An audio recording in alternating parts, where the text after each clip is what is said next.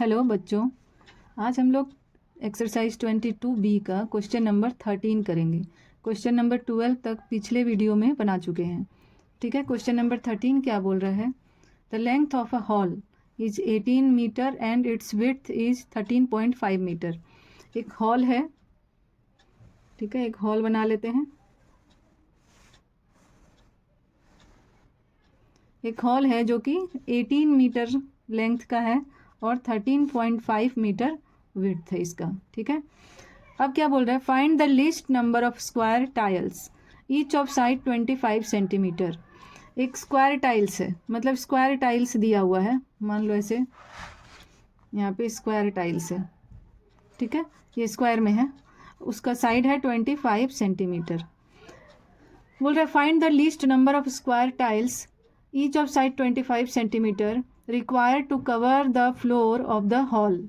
मतलब ये हॉल जो है इसका फ्लोर को हम लोग को टाइल्स से कवर करना है। ठीक है, तो कितना नंबर ऑफ टाइल्स लगेगा इसको कवर करने में, वही फाइंड करना है। विदाउट लिविंग एनी मार्जिन, मतलब यहाँ पे कोई मार्जिन नहीं छोड़ना है, पूरा एकदम भर देना है टाइल्स से इसको। और दूसरा नंबर में क्या बोल रहा है? Leaving a margin of width 1.5 metre all around. और सेकंड नंबर में क्या है कि 1.5 मीटर का विड्थ का छोड़ के चारों तरफ छोड़ देना है 1.5 मीटर 1.5 मीटर, और सिर्फ बीच में टाइल्स भरना है हमको। तो इसको बनाना शुरू करते हैं। क्वेश्चन समझ में आ गया? अब देखो, ये तो एक रेक्टेंगल शेप में है, इसका विड्थ और लेंथ दिया हुआ है। अब इसमें इसका भरना है क्या? टाइल्स भरना है। तो सबसे पहले यहाँ देखो, ये मीटर में दिया हुआ है, इसका यहाँ भी मीटर में दिया हुआ है, यहाँ सेंटीमीटर में ये दिया हुआ है। स्क्वायर टाइल्स का जो लेंथ है वो सेंटीमीटर में है, तो दोनों को पहले हम लोग इसको भी सेंटीमीटर में चेंज कर लेते हैं। Given length of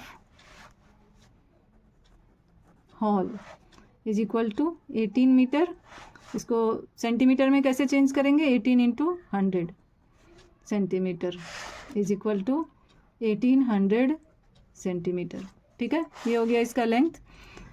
and breadth of hall is equal to क्या दिया हुआ है? 13.5 मीटर। 13.5 मीटर को क्या करेंगे? 100 से इंटू करेंगे, इंटू 100 सेंटीमीटर। तो ये क्या हो जाएगा? 13500, एक डिजिट के बाद पॉइंट, मतलब 1350 सेंटीमीटर लेंथ ब्रेड्थ हो गया। अब क्या करना है? इसमें टाइल्स भरना है। ठीक है, तो यहाँ पर क्या है? सबसे पहले ये कितने एरिया का है ये हॉल, ये पता करेंगे इसका एरिया क्या है। जब इसका एरिया पता चल जाएगा फिर इस स्क्वायर टाइल्स का एरिया पता करेंगे, फाइंड करेंगे, आराम से निकल जाएगा। इसका साइड दिया हुआ है, पहले इसका एरिया फाइंड करेंगे फिर इसका एरिया फाइंड करेंगे। तो एरिया फाइंड करने से क्या होगा? इसका कितना एरिया है वो तो पता चल गया, और इसका कितना एरिया है वो भी पता चल गया। अब एक टाइल्स अगर हम यहाँ लगा देंगे, मान लो ऐसे हम एक टाइल्स यहाँ लगा दिए, ठीक है, जो कि 25 सेंटीमीटर बाई 25 सेंटीमीटर का है। ठीक है, स्क्वायर टाइल्स अब लगा दिए तो ये इतना एरिया कवर कर लिया ना। अब दूसरा टाइल्स भी लगा दिए तो कितना एरिया कवर करेगा? वो एरिया हम पहले ही फाइंड करके रख चुके हैं। तो दूसरा टाइल्स लगाएं तो इतना एरिया कवर कर लिया। अब हम लोग को कितना एरिया कवर करना है? ये पूरा एरिया कवर करना है। पूरा एरिया कवर करने के लिए ऐसा कितना टाइल्स लगाना पड़ेगा वो फाइंड कर रहा है। मतलब क्या कर रहे हैं? इस पूरे एरिया को हम लोग इतना बड़ा बड़ा पार्ट में, कितना बड़ा बड़ा पार्ट में जो स्क्वायर टाइल्स दिया हुआ है उतना ही बड़ा बड़ा में इसको हम लोग डिवाइड कर रहे हैं, उतना ही एरिया में डिवाइड करते जा रहे हैं, है ना। जैसे यहाँ मार्क कर लिए इतना एरिया का, स्क्वायर टाइल्स के बराबर एरिया मार्क कर लिए, फिर यहाँ पर एक स्क्वायर टाइल्स के बराबर एरिया मार्क कर लिए। अभी हम स्क्वायर टाइल्स कितना लगेगा पता नहीं है, एक स्क्वायर टाइल्स है मेरे पास, मान लो कितना लेंथ और कितना ब्रेड्थ का है, उसको यहाँ बैठा दिए, उसको मार्क कर लिए, फिर यहाँ मार्क कर लिए। वैसे कर करके हम लोग क्या करेंगे? इस पूरे एरिया को हम लोग इतने बड़े बड़े पार्ट में डिवाइड कर रहे हैं। मतलब इस पूरे एरिया को इस एरिया से डिवाइड करेंगे तो कितना पार्ट बनेगा वो पता चल जाएगा। जितना पार्ट बनेगा मतलब उतना ही नंबर ऑफ टाइल्स लगेगा। ठीक है, तो अभी हम लोग वही करना शुरू करते हैं। सबसे पहले इस हॉल का एरिया निकालेंगे। देयरफॉर एरिया ऑफ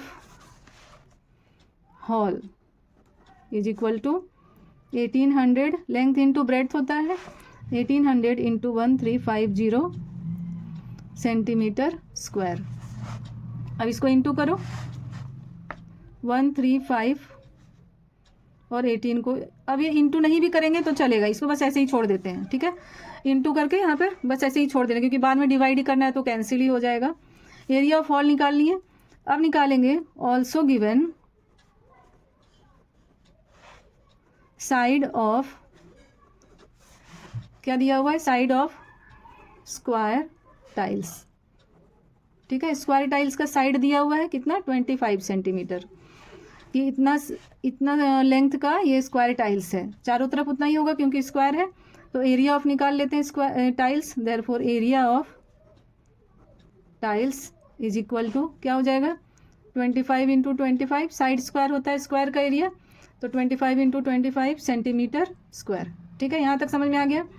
अब देखो एरिया ऑफ हॉल निकाल चुके हैं, एरिया ऑफ टाइल्स निकाल चुके हैं, तो कितना नंबर ऑफ टाइल्स लगेगा वो अभी ऐसे पता चलेगा। Therefore number of tiles required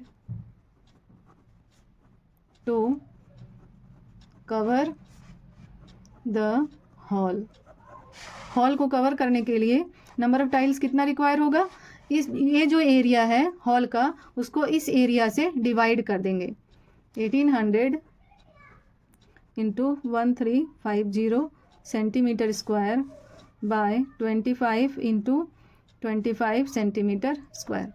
ठीक है, क्यों डिवाइड किए वो समझ में आ गया, क्योंकि इस पूरे एरिया को हम डिवाइड ही तो कर रहे हैं इस एरिया से ना, डिवाइड कर रहे हैं इस एरिया से, तो क्या हो रहा है, इस एरिया से हम लोग डिवाइड कर रहे हैं तो क्या हो रहा है, इतने ही बराबर बराबर का एरिया इसमें बनते ही जा रहा है और वहीं पर हम लोग को टाइल्स लगाना है, तो जितना ये ऐसा ऐसा खंड बनेगा उतना ही टाइल्स लगेगा। तो अब इसको हम लोग कैंसिल करते हैं 5 से, 5 5 जा 25, 5 3 जा 15, 5 6 जा 30, 0, फिर 5 से कैंसिल हो जाएगा, 6 5 जा 7, 5 जा 35, 5 2 जा 10, इसको भी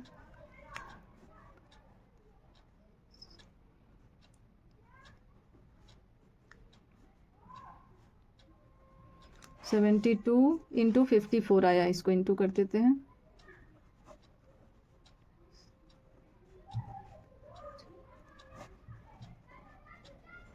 सेंटीमीटर स्क्वायर और सेंटीमीटर स्क्वायर भी कैंसिल हो गया, 3888 आया, 3888 नंबर ऑफ टाइल्स लगेगा, रिक्वायर्ड है। ठीक है, ये समझ में आ गया। अब नेक्स्ट क्वेश्चन क्या बोल रहा है, लिविंग अ मार्जिन, मतलब find the number of tiles required to fill leaving a margin of width 1.5 metre all around. अब क्या कर रहे हैं हम, ये तो हम थोड़ा गंदा कर दिए, एक और यहाँ बना लेते हैं, या तो नंबर 2 यहाँ अलग से बना लेते हैं, नंबर 2। देखो ये रेक्टेंगुलर फील्ड दिया हुआ, हॉल दिया हुआ है 18 बाई 13.5 मीटर का, ये पिक्चर बना लिए। अब इसमें क्या करेंगे, 1.5 मीटर का, देखो 1.5 मीटर विड्थ का मार्जिन छोड़ने बोल रहा है ना, तो क्या करते हैं 1.5 मीटर का मार्जिन छोड़ देते चारों तरफ। देखो 1.5 मीटर का छोड़ दिए मार्जिन, ये है 1.5 मीटर, इधर भी है 1.5 मीटर, ये भी है 1.5 मीटर, हर जगह 1.5 मीटर का मार्जिन छोड़ दिए। तो अब कहाँ पे टाइल्स हमें फिल करना है, यहाँ पे अंदर में, मार्जिन छोड़ने के बाद जो यहाँ बच गया एरिया, इस एरिया में हमें टाइल्स फिल करना है। तो सबसे पहले इसका एरिया निकालना होगा, अंदर ये एरिया कितना है, तभी ना उसमें हम स्क्वायर वाला टाइल्स से इसमें भरेंगे। देखो ये वाला जो 25 सेंटीमीटर साइड का जो टाइल्स था वो इसमें भरना है, तो क्या करेंगे, टाइल्स का एरिया से इस पूरे एरिया को डिवाइड करेंगे। तो इसका एरिया नहीं, टाइल्स का एरिया तो हमें पता है लेकिन इसका एरिया नहीं पता, इसका एरिया पता करने के लिए लेंथ और ब्रेड्थ चाहिए। तो लेंथ तो बाहर का दिया है 18, अंदर वाला लेंथ कैसे निकलेगा, ये है देखो 1.5 मीटर, ये भी है 1.5 मीटर है ना, और यहाँ का 18 है, ये पूरा 18 है, नीचे 18 है, ये भी पूरा 18 है। अब पूरा 18 में 1.5 प्लस 1.5 माइनस कर देंगे, 1.5 प्लस 1.5 कितना हो गया, 3 मीटर। अब 18 में 3 माइनस करेंगे तो क्या हो जाएगा, 15 मीटर, इसका लेंथ निकल गया 15 मीटर। और ब्रेड्थ कितना निकलेगा, देखो ब्रेड्थ कितना होगा, इधर है ये पूरा 13.5 है, पूरा 13.5 है, 13.5 में 1.5 प्लस करके जो है माइनस कर देंगे, मतलब 3 मीटर माइनस करेंगे तो 10.5 हो जाएगा ये। ठीक है, तो सबसे पहले उसको बनाना शुरू करते हैं। तो हम लोग यहाँ क्या लिखेंगे, यहाँ लिखते हैं after leaving margin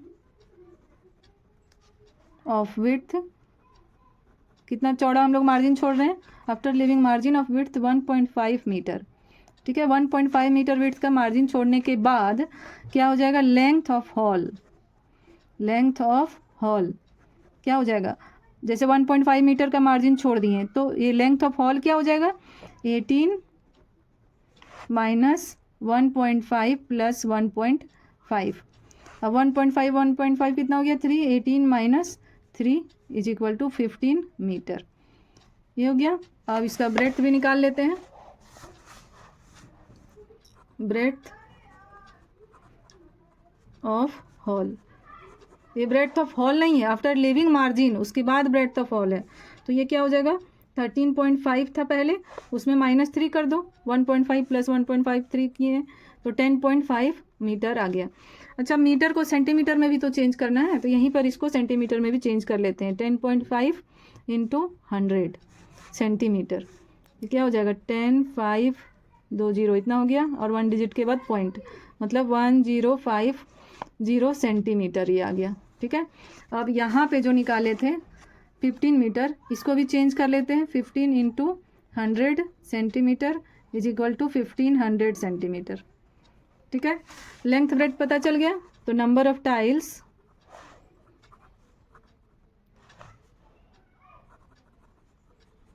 required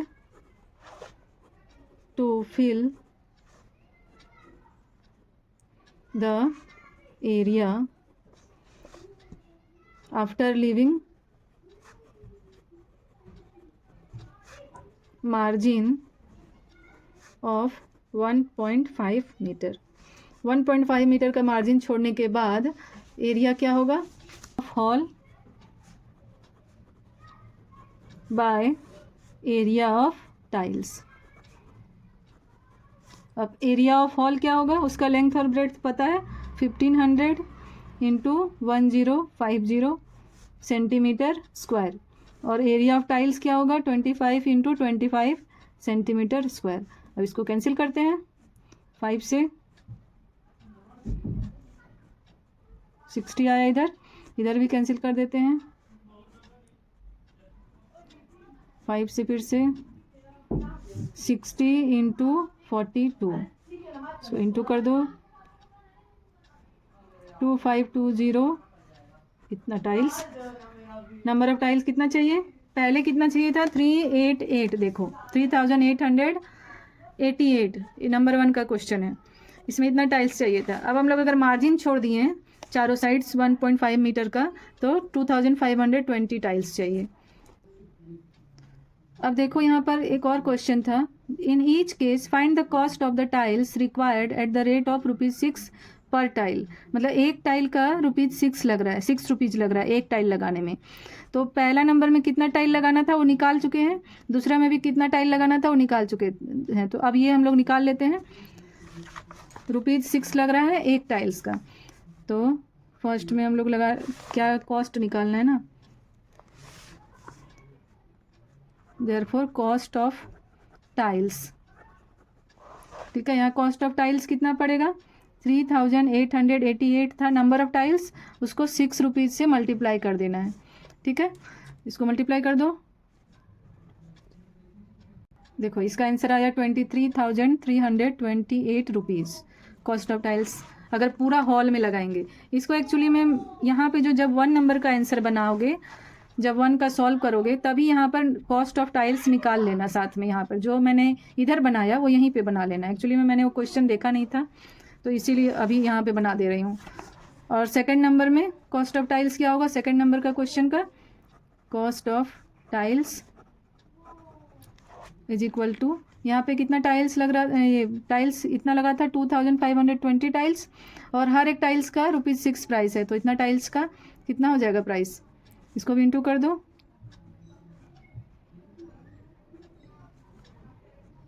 15,120 rupees. इसमें 4 आंसर आएगा, ये 2 इधर, एक यहाँ, और एक 3888 वाला, ये वाला आंसर।